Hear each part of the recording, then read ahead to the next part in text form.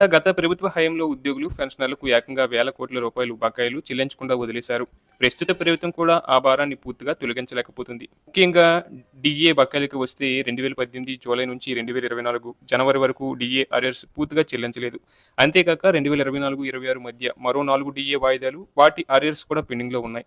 2025 అక్టోబర్‌లో 3.64% డీఏ పెంపు, 37.31%కి ప్రకటించిన జనవరి 2024 నుంచి సెప్టెంబర్ 2025 వరకు అరియర్స్ రిటైర్మెంట్ సమయంలో మాత్రమే చెల్లించాలని ఉత్తర్వులు. ఇది ఉద్యోగులను మరింత నిరాశ చెందించింది.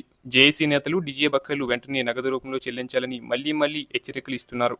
అలాగే రెండోది పే రివిజన్ కమిషన్ పీఆర్సీ ఆలస్యం. 11వ పీఆర్సీ అరియర్స్ ఇంకా పూర్తిగా చెల్లించలేదు. 12వ పీఆర్సీ కమిషన్ ఏర్పాటు చేయాలని ఉద్యోగ సంఘాలు ఎన్నోసార్లు డిమాండ్ చేశాయి. కానీ ఆర్థిక పరిస్థితి మెరుగుపడే వరకు అని ఆలస్యం చేస్తున్నారు. ఇక ఇంటిరం రిలీఫ్ అయ్యర్ కూడా ఎన్నికల హామీల మేరకు ఇవ్వలేదు.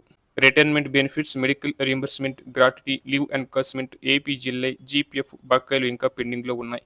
ఒక్క రిటైర్డ్ ఉద్యోగికి సగటున 15 నుంచి 25 లక్షలు రావాల్సి ఉంది. ఉద్యోగుల ఆరోగ్య పథకం ఈహెచ్ఎస్ కూడా దెబ్బతింది. కార్పొరేట్ హాస్పిటల్కు పెండింగ్ పేమెంట్స్ కారణంగా చికిత్స నిరాకరిస్తున్నాయి. ప్రభుత్వం ఇటీవల 7,358 కోట్ల బకాయిలు విడుదల చేసినా ఉద్యోగ సంఘాలు ఇది కేవలం చిన్న మోతాదు మాత్రమే అంటున్నారు. మొత్తం బకాయిలు 30,000 కోట్లకు పైగా ఉన్నట్లు యూనియన్లు అంచనా వేస్తున్నాయి. అలాగే కాంట్రాక్ట్ అవుట్సోర్సింగ్ ఉద్యోగుల రెగ్యులరైజేషన్ హైకోర్టు ఆదేశాలు ఉన్నా పూర్తిగా అమలు కాలేదు. పాత ఆర్డర్ల అమలు, సర్వీస్ రూల్స్ సవరణలు ఆలస్యం, ఉద్యోగులపై అదనపు భారం పెరిగింది. అలాగే medical facilities, family pension processing ఆలస్యం. ఈ సమస్యలు ఉద్యోగులు రోజువారీ జీవనం, కుటుంబ భవిష్యత్తును ప్రభావితం చేస్తున్నాయి. మేము సంక్షేమ పథకాలు అమలు చేస్తున్నాం కదా, మా సమస్యలు ఎందుకు పరిష్కరించరు అని ఉద్యోగ సంఘాలు ఏపీజేఏసీ ప్రశ్నిస్తున్నాయి.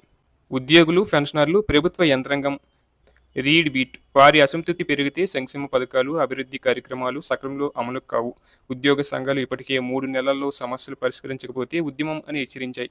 ప్రభుత్వం ఆర్థిక పరిస్థితిని కారణంగా చెప్పుకుంటుంది. కానీ ఉద్యోగులు మా బకాయిలు చెల్లించడం ద్వారా మనోవేగం పెంచి మరింత ఉత్సాహంగా పనిచేస్తామని అంటున్నారు.